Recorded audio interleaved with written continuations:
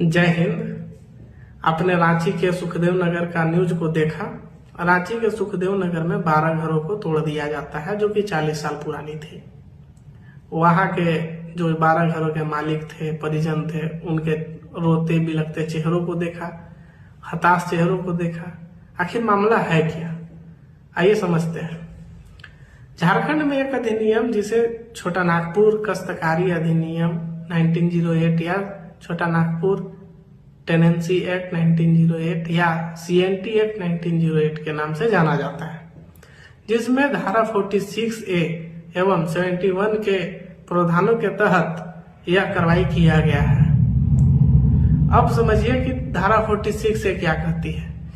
धारा 46A के तहत बताया गया है कि यदि कोई रैयत जो कि अनुसूचित जनजाति का है अपना जमीन को बेचना चाहता है तो सबसे पहले कमिश्नर से परमिशन लेगा और जिस थाना क्षेत्र में रहता है उस थाना क्षेत्र के अनुसूचित जनजाति को ही बेच सकता है।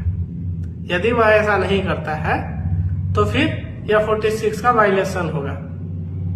समझ गए। अब 71 को समझिए।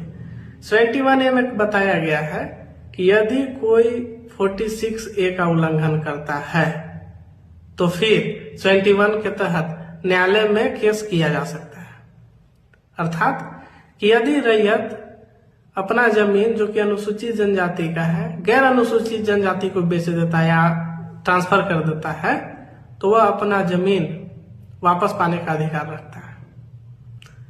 71 के प्रक्रिया का एक ही खराब बात है कि एक बार शुरू हो गया तो उसका अंत है कि गैर अनुसूचित जनजाति से जमीन को वापस पाकर या तो रैयत को दिया जाएगा या उसके वंशज को दिया जाएगा या फिर सरकार अपने हिसाब से उसको सेटल कर देगी। चीजों को समझिए कि 71 का केस दायर कौन कर सकता है, तो जो रैयत है वह दायर कर सकता है या उसके वंशज दायर कर सकते हैं। एक बार प्रक्रिया शुरू हो गया तो फिर आप कहते हैं रैयत जो है वो कहता है या रैयत के वंशज है वो कहता है कि हमको इस जमीन से कोई मतलब नहीं है, हम ये बी व्यक्ति को बेच दिए हैं, अब हमको इस जमीन से कोई मतलब नहीं है।